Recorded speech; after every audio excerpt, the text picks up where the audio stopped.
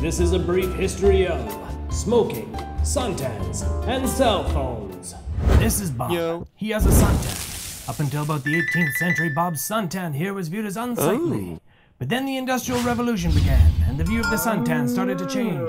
The working class moved from the farms to the factories, and the upper class headed to the beach.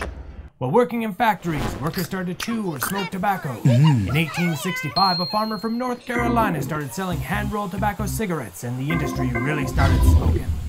In 1908, just across the state line in Kentucky, the first patent for a wireless telephone was issued to a melon farmer. Sorry, your call cannot be completed as dialed. In 1912, the first paper was published linking smoking to lung cancer.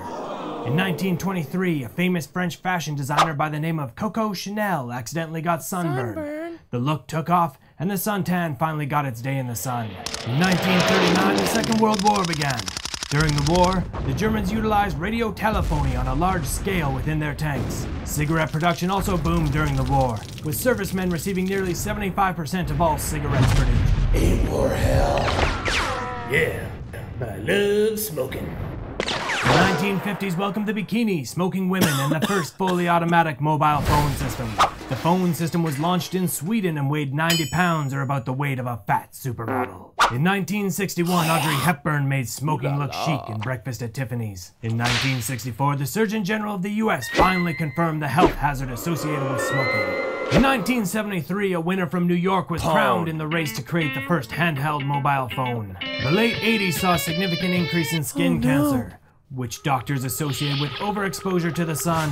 Imagine that. In 1989, 4 million people used cell phones. In 1999, 400 million people used cell phones, selling more than PCs and cars combined. In 2009, 4 billion people will use a cell phone, making it the most popular electronic device ever. In 2006, researchers from Sweden reported that heavy use of mobile phones increased the risk of brain tumors by as much as 240%. It's just a phone, bro. Oh yeah? Well, did you know cell phones emit microwave radiation? Is that really something you want next to your brain? So what do smoking, suntans, and cell phones have in common? Well, not much.